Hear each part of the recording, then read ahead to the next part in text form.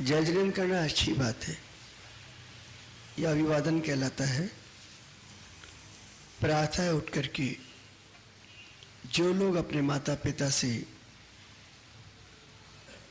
जयजन कहते हैं, शरण वंदना करते हैं, बड़ों का आशीर्वाद बरसता है, मन को शांति मिलती है और मन के जितने संदेह होते हैं सब घुल जाते हैं, मिट जाते हैं। अगर आपका किसी से वैर है या किन्हीं बातों पर लेकर के बहस हो गई है, मनमुटाव हो गया है, और यदि वो व्यक्ति सामने आए उससे अपन नमस्कार कर ले, जय जिनेंद्र कर ले, तो उसके मन की सारी बातें अपने आप समाप्त हो जाती हैं, कहने की भी जरूरत नहीं पड़ती। इतना कह दे यार, क्या फालतू की बातों में उलझी है अपन यार, बस। तो भीतर जितना कचरा इकट्ठा हुआ वो सब समाप्त हो जाता है। नमस्कार करने में, अभिवादन करने में आत्मीयता भी झलकती है। प्राचीन दरवाजों पर अभिवादन के ऐसे हाथ बनाए जाते थे, या मंदिरों के द्वारों पर, तोरण द्वारों पर नृत्य करते हुए देव और देवांगनाओं के चित्र बनाए जाते। पता नहीं सदी को क्या हो गया, अब ऐसे चित्र नहीं बनाए जाते। और पता नहीं सदी को क्या हो गया कि हम जब अपने घरों में दरवाजे बनाते उसमें देहरी नहीं बनती है, जबकि देहरी आपकी वो लक्ष्मण रेखा है। अगर आपके घर में देहरी नहीं बनी हुई है तो प्रेत आत्माओं के आगमन में या दुष्ट आत्माओं के आगमन में संकोच नहीं होगा। देहरी को लांघने के पहले वो सोचा करता है कि जाऊं कि नहीं, कहीं मंत्रित तो नहीं है। आपके मुख्य द्वार में और अंतिम द्वार में देहरी बनना ही चाहिए, भले वो 1.5 इंच की बने या 2 इंच की बने, लेकिन देहरी बनना चाहिए। लेकिन पता नहीं क्या हो गया इस सदी को, देहरी नहीं बनती अब। और मंदिरों को भी क्या हो गया ये भी समझ में नहीं आता। ये विगत 30 वर्षों से पता नहीं एक कौन सी शैली चली है, और ये शैली चली है शुद्ध तेरापन थामने से, सोनगढ़ वालों से। एक हॉल बनाया और एक मूर्ति रख दी, गर्भगृह भी नहीं बनाते। बिना गर्भगृह के मूर्ति के अंदर अतिशय ही पैदा नहीं होता। पहले प्राचीन जो मकान बना करते थे उन मकानों में 2 कमरे अवश्य बनते थे, विशेष रूप से जो उपयोगी है वो तो बनते ही थे। एक अतिथि कक्ष बनता था और एक कक्ष, पूजा कक्ष कहीं या बिल्कुल खाली रहता था। उस कमरे में ना सोफा है, ना अलमारियां हैं, कुछ नहीं है, तस्वीर है भगवान की। जब कभी मन उदास होता था तो लोग उस कमरे में जाके बैठ जाते थे, तो मन को शांति मिलती थी। वहां कुछ करना नहीं पड़ता, सिर्फ अपने आप में ठहरना पड़ता है। अब वो स्थिति भी नहीं है। और घरों में अगर हम अपना देवघर भी बनाते हैं, या तो किचन में बना देते हैं या बेडरूम में बना देते हैं, जो अशुभ है, या जहां हमारे सारे कपड़े रखे रहते हैं, तिजोरी रखी रहती है, एक कोने में जरा सी जगह बना देते हैं। आपको मालूम है कि कोने में आदमी कब बैठता था? प्रश्न है ये। या तो वो दुखी हो जाए, एक कोने में जाके चुपचाप बैठ जाता था, या जाति के बाहर हो जाए ये अब माताएं बहनें जब चौके के बाहर होती थी तो दीवार की तरफ मुख करके कोने में बैठ जाती थी। अब तो सारी मर्यादाएं भंग हो गई। जिस दिन ये कैजुअल लीव पर जाती है 4 दिनों की छुट्टी पर, उस दिन बाजार बहुत घूमती है, बहुत ज्यादा, जबकि जाना ही नहीं चाहिए। ऐसे समय में माताओं बहनों को कम से कम ज्यादा नहीं तो 1200 माला फिरनी चाहिए। 1200। जो लोग कहते हैं कि अशुद्धि की अवस्था में माला नहीं फेरना चाहिए, वो लगता है कि दुश्मन है आपके। हम लोग जब दीक्षाएं देती हैं, आरिका दीक्षा वगैरह, तो 4 दिन के लिए उन्हें 1200 माला की जाप देते हैं प्रायश्चित के स्वरूप। और स्त्रीलिंग के छेदन का इतना अच्छा समय है, इतना अच्छा समय है कि अगर ये आत्मनिंदा के साथ, चिंतन के साथ 1200 माला फेर ले तो इनकी लिंग का छेदन तो हो ही जाएगा।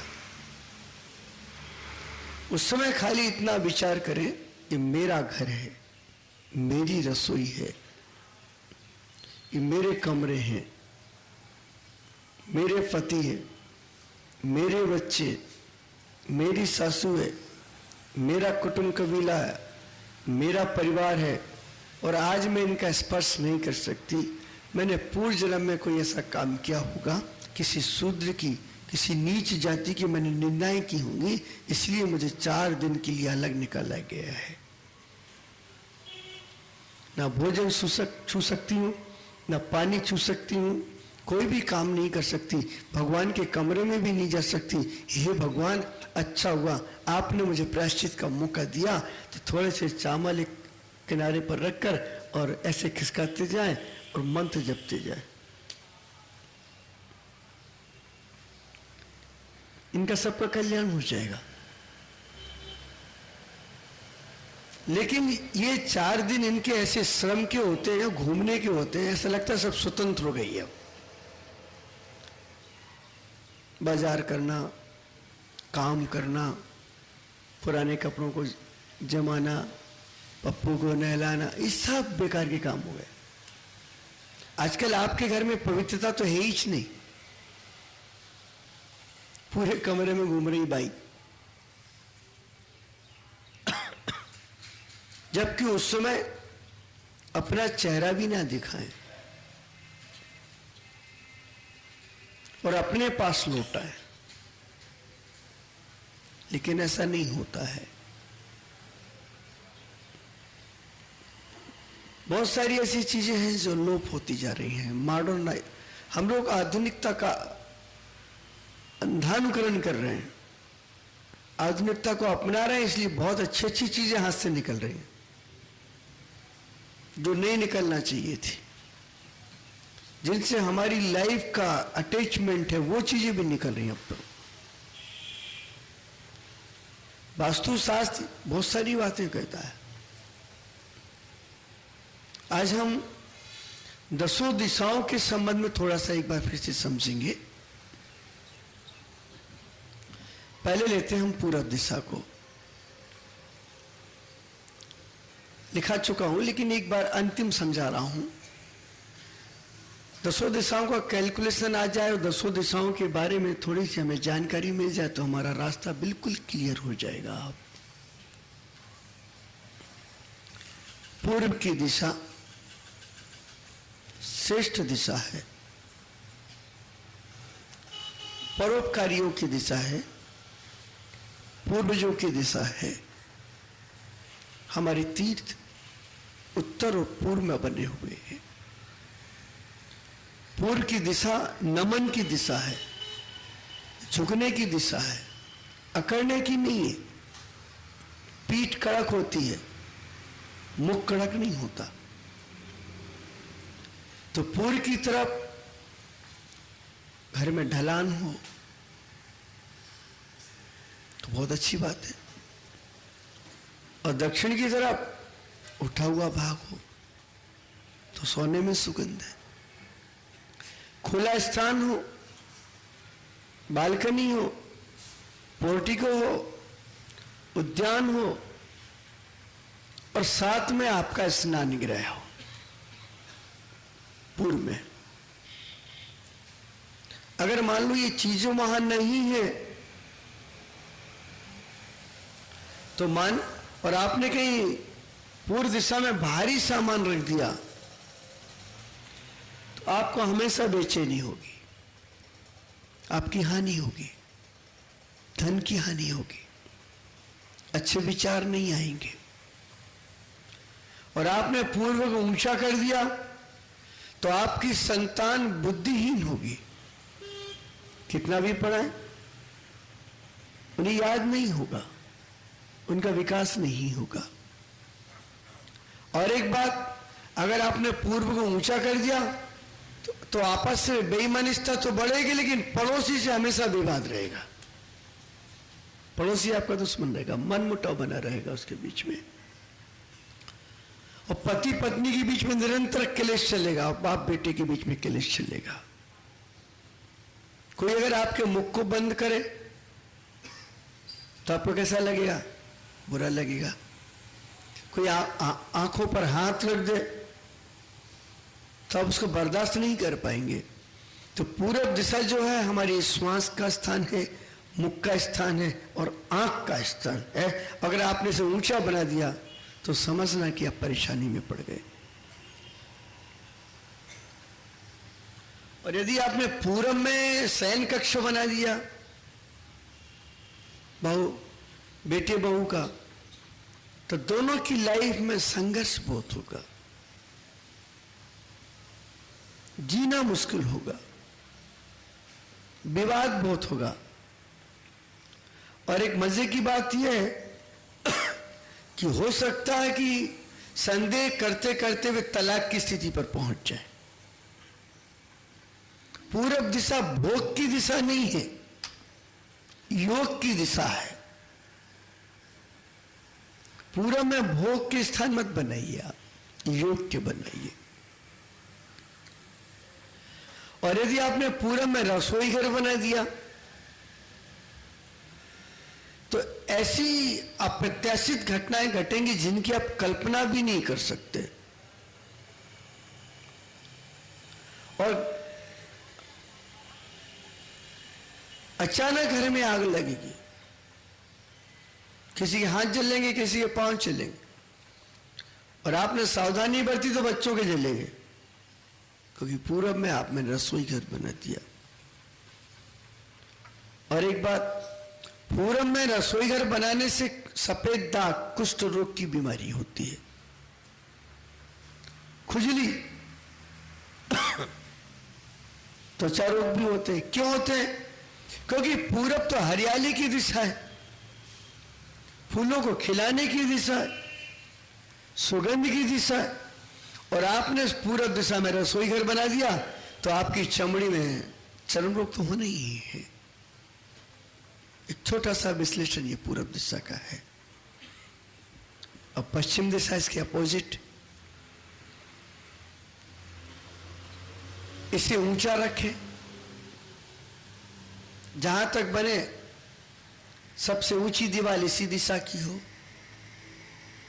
और इस दिशा में खिड़कियां ना बनाए, और बनाए तो ऐसी बनाए कि ढलते सूरज की रोशनी भी आ जाए। अगर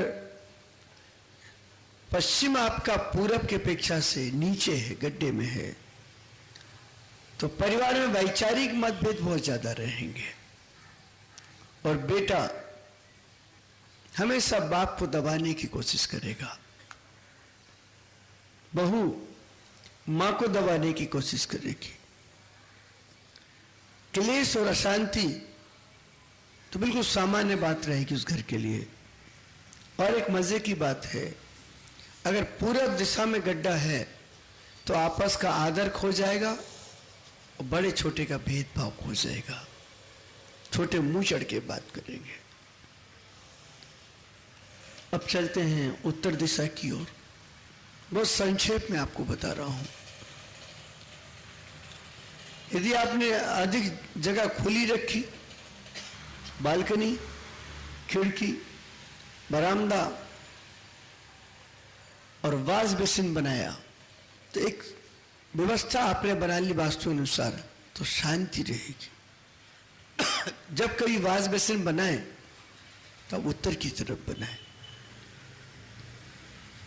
और यदि आपने उत्तर में रसोई घर बनाया तो धन की हानि, व्यापार की हानि। क्योंकि हम चाहते हैं उत्तर व्यापार का, धन का, और आपने वहां पर रसोई घर बना दिया तो जो आने वाली लक्ष्मी वो जलेगी, उत्तर तो मिलना नहीं, जलन मिलना, विषाद मिलना है। तो उत्तर में भी रसोई घर नहीं बनाए तो अत्युत्तम होगा। अब चलते हैं दक्षिण की ओर, ये चौथी दिशा है।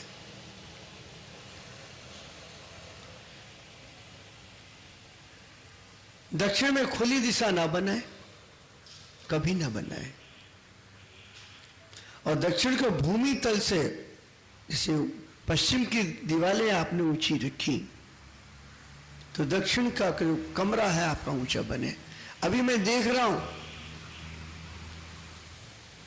जितनी भी बिल्डिंगों में मैं गया हूं, भवनों में गया हूं, पूरब और पश्चिम, उत्तर और दक्षिण बिल्कुल एक सी भूमि बनाई है। यदि आपने अपने घर को पूरब में नीचा, दक्षिण में ऊंचा, पश्चिम में ऊंचा बनाया तो उसकी महिमा अलग है। लेकिन सब समान रूप से बना देते, एक ही फ्लोर बनता है और एक सी दीवारें बनती हैं, जबकि दक्षिण की दीवारें ऊंची बनना चाहिए। लेकिन डिजाइनर इन बातों को जानता नहीं है। बहुत से आर्किटेक्ट मुझे मिलते हैं, अच्छे डिजाइनर मिलते हैं, इनर का डेकोरेशन करने वाले मिलते हैं, लेकिन उनको ये नहीं मालूम कि दर्पण कहां लगाना है, फ्रिज कहां रखना है, कौन सी सोफा कहां रखना है, मालूम नहीं उनको। खाली उनको देखना है कि लुक कहां से बन रहा है हमारा, कोई औचित्य नहीं है।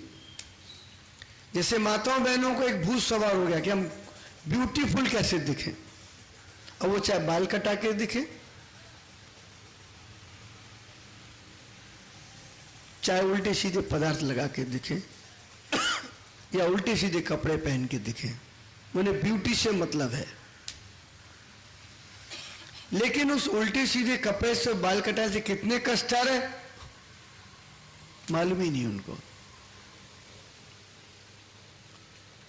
तो ये बात का भी ध्यान रखें कि दक्षिण हमारा ऊंचा होना चाहिए, दक्षिण की दीवार ऊंची होनी चाहिए।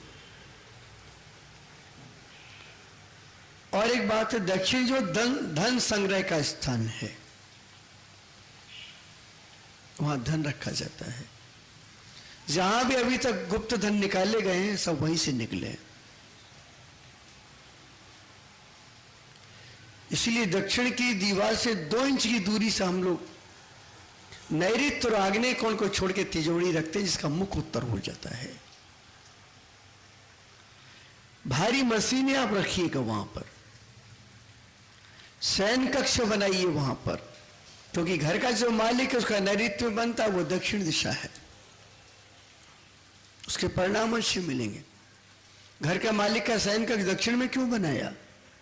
सिर्फ इसलिए बनाया कि घर का मालिक सबसे बड़ा है, वजनी है, ठोस है, उसे दक्षिण में रखो। दक्षिण पिछवाड़ा है घर का, दक्षिण की दीवार ऊंची क्यों रखी? ताकि पूरे घर को देखती रहे, आंखें तक उसकी निगाह चली जाए, कौन आ रहा है, कौन जा रहा है। इसलिए दक्षिण को हमेशा ऊंचा बनाया जाता है। यदि आपने दक्षिण में खुला स्थान छोड़ा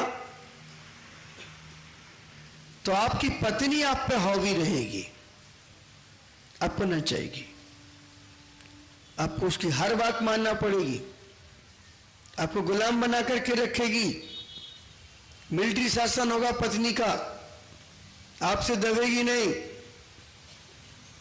हो सकता है उसकी आंख दिखाने पर कुछ गड़बड़ हो जाए। एक घटना बताता हूं आपको। अकलतरा बिलासपुर के पास है। मंदिर के बगल में एक मकान चक्की वालों का, उसकी पत्नी इतनी खूंखार कि शेरनी भी नहीं होगी उतनी खूंखार। उसके घर में कोई मेहमान नहीं जा सकता। पति अगर ले गया तो बर्तन भी मंजवाएगी पति से। फिर वो आंखों देखी बात बता रहा हूं मैं आपको। उसके पति ने पंचकर्णक महोत्सव में 2100 रुपए का दान दे दिया और किसी ने आके घर में आग लगा दी कि तुम्हारे पति ने 2100 रुपए दिए। वो दरवाजे पर जूता लेके बैठ गई, चप्पल लेके। हम सब लोग आ रहे थे, पति हमारे साथ था। तो जैसे ही घर की तरफ मुड़ा, हम आगे बढ़े, उसने वही सड़क पर चप्पल उठाई, वही। लिहाज नहीं किया उसने रिश्तेदारों का और हम लोगों का भी। शुरू। कौन बचाया उसको? और एक बचाने के लिए गए लोग, बोले खबरदार, बिना पूछे दे के आया है 21,000 रुपए, 2100 रुपए।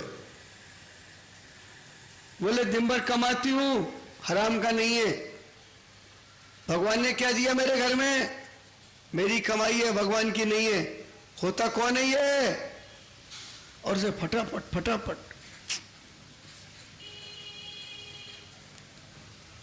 ये है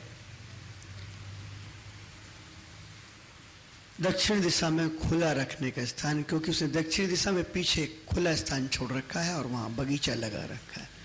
तो जितनी घास वहां होगी उतनी चप्पलें पड़ती उसको। है ये। कई बार वो दृश्य झूम जाता है आंखों में। पत्नी का ही शासन होगा घर में। पत्नी स्वच्छंद और स्वतंत्र होगी। अगर आने जाने पर टोका तो बोलता तुम कौन होते हो? लड़ने को तैयार होगी, चिल्लाने को तैयार होगी, पूरा मोहल्ला इकट्ठा कर लेगी। यदि आपने दक्षिण में जल संग्रह का स्थान बनाया तो निश्चित रूप से आपकी स्त्री रोगी रहेगी, परेशान रहेगी या आत्महत्या का विचार करेगी। और पति पत्नी में निरंतर कलह होगी। अब चलते हैं ईशान की ओर। एक एक दिशा हम देखते चल रहे हैं। आज संक्षेप में समरी बता रहा हूं आपको। ईशान में, अगर आपने ईशान में, अभी बता रहा हूं आपको, वही आ रहा हूं वहीं पर।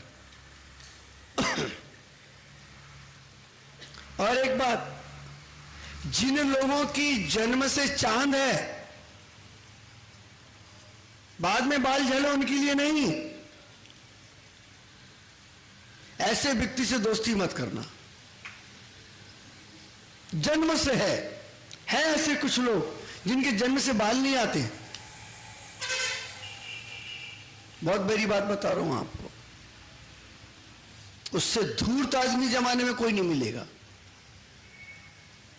और बाद में चढ़ गए तो डिविजन। क्या हो गया? कोटरिया जी मुझे बहुत ध्यान से सुन रहे हैं।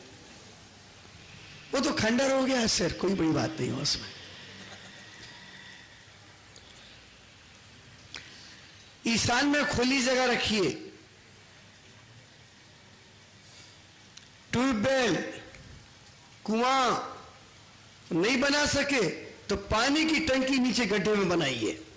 ईशान में पानी की तरह धन आएगा, पानी की तरह सम्मान आएगा। और पूजा ग्रह बनाए तो ईशान की तरफ मुख बनाइए। नैऋत्य में बनाइए या आग्नेय में बनाइए, सीधा ईशान की तरफ। कुछ लोग गलती करते हैं, ईशान में पूजा ग्रह बना करके नैऋत्य में मुख कर देते हैं। बड़े बड़े वास्तुशास्त्री भी नहीं जानते इस बात को। ईशान की तरफ मुख होना चाहिए पूजा ग्रह का। यदि आपने ईशान में भार रख दिया, वजन रख दिया, तो आपके घर में दुर्घटनाएं होंगी, या तो ब्रेन हेमरेज होगा, या सिर में दर्द हमेशा बना रहेगा, क्योंकि मुख्य स्थान है हार्ट ऑफ हाउस।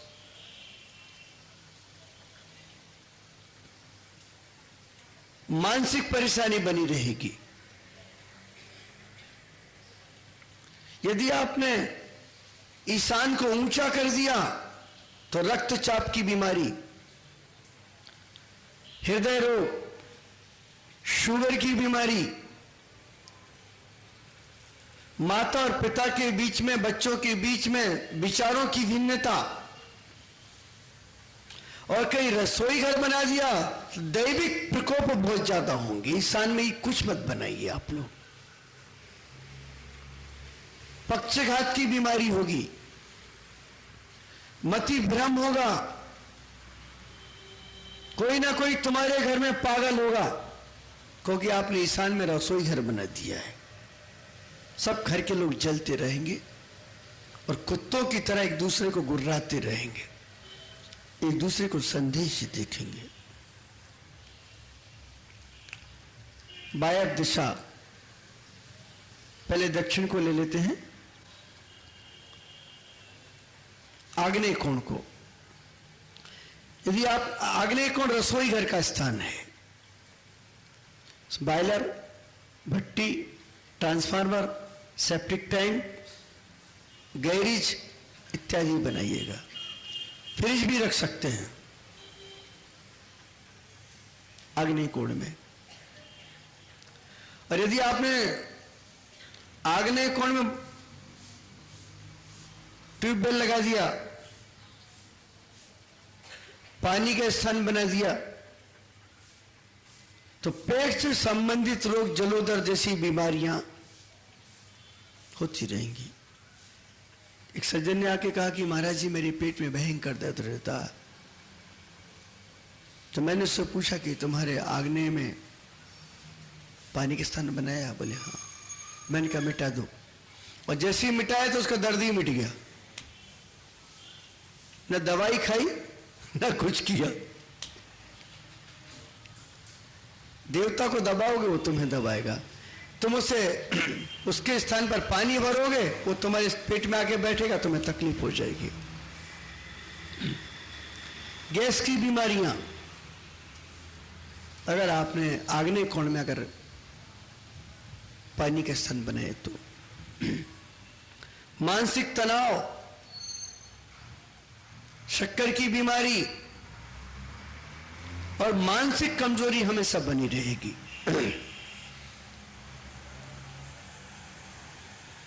और एक बात है, अगर आपने आग्नेय में पानी का स्थान बनाया, आपकी इच्छा शक्ति भी कमजोर हो जाएगी और लीवर से संबंधित रोग बहुत ज्यादा होंगे आपको। और यदि आपने आग्नेय में कहीं बेडरूम बना दिया अपना, बहुत तनाव होगा आपको, झगड़े बहुत होंगे, नींद नहीं आएगी, हो सकता है पति पत्नी के बीच में संबंध विच्छेद की स्थिति भी बन जाए, क्योंकि आग्नेय में आपने पानी का स्थान बनाया। मालूम है पानी काटने का काम करता है और बुझाने का काम करता है। अग्नि और पानी का जन्मजात बैर है। इतना तो हम कर ही सकते हैं, ऊपरी रूप से अपने छोटे से कमरे में कोणों के हिसाब से सामान रखें। अब हम चलते हैं वायव्य दिशा, नैऋत्य दिशा की ओर। आप चाहें तो यहां मास्टर बेडरूम बना सकते हैं घर मालिक का, और नैऋत्य में ही बनाना चाहिए। आपके घर में जो कच्चा माल है वहां रख सकते हैं, मशीनें लगा सकते हैं, भारी सामान रख सकते हैं। यह स्थान हमेशा सबसे ऊंचा रखना चाहिए। जितना ऊंचा होगा उतनी शांति होगी। लेकिन इस स्थान को खाली मत छोड़ना। यदि आपने खाली छोड़ा तो कहते ना, खाली घर शैतान का, फिर परेशानी आ जाएगी। यदि आपका नैऋत्य का कोना बड़ा हुआ है, ज्यादा है, चौकोर नहीं है मकान, तो धन की हानि, व्यापार की हानि और अपमान की स्थिति हमेशा बनी रहेगी। बच्चे भी आपका अपमान करेंगे और रिश्तेदार भी आपका अपमान करेंगे और पड़ोसी भी आपका अपमान करेगा।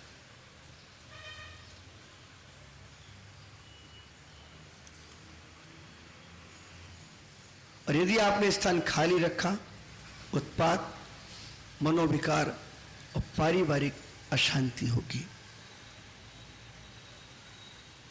अब हम चलते हैं वायव्य दिशा की ओर। यह स्थान गौशाला का है, बेडरूम का है, बच्चों के लिए, मेहमानों के लिए। इसे गैरेज, इस दिशा में गैरेज बनाइएगा। नौकरों के रहने का स्थान बनाइएगा। वैसे दक्षिण में रखते हैं, उनको वहां बना सकते हैं। बच्चों को रहने की जगह आप वायव्य दिशा में अवश्य बनाइएगा। और आपके घर में जो पक्का सामान, उसका स्टोर बनाइएगा। और जहां तक हो तो कैश काउंटर, आप अगर व्यापारी हैं तो कैश काउंटर बनाइए, उत्तर दिशा मिल जाएगी। अगर वायव्य दिशा में जल का स्रोत है तो आपके घर में सबको सर्दी जुकाम तो बना ही रहेगा, नहीं तो एक न एक तो सर्दी जुकाम से ग्रसित रहेगा। अगर वायव्य दिशा में आपने पानी रखने का स्थान बनाए हैं तो मुकदमेबाजी भी होती रहेगी, पड़ोसी से खटपट चलती रहेगी और व्यापार में घाटा, धन की हानि होगी। थोड़ी सी बातें मैंने आपको दिशाओं के संबंध में बतलाई है। और एक बात कहूंगा, आपके घर में भगवान विराजमान हो या ना हो उससे मुझे मतलब नहीं, लेकिन इतना अवश्य कहूंगा कि आपके जिस घर में भगवान विराजमान है उसके साथ में कलश मत रखिएगा। ये विषय यहीं छोड़ रहा हूं, कल आऊंगा जब चर्चा करूंगा, क्योंकि 5 मिनट ज्यादा हो गए हैं। ओम नमः, सबको क्षमा, सबसे क्षमा। ओम नमः।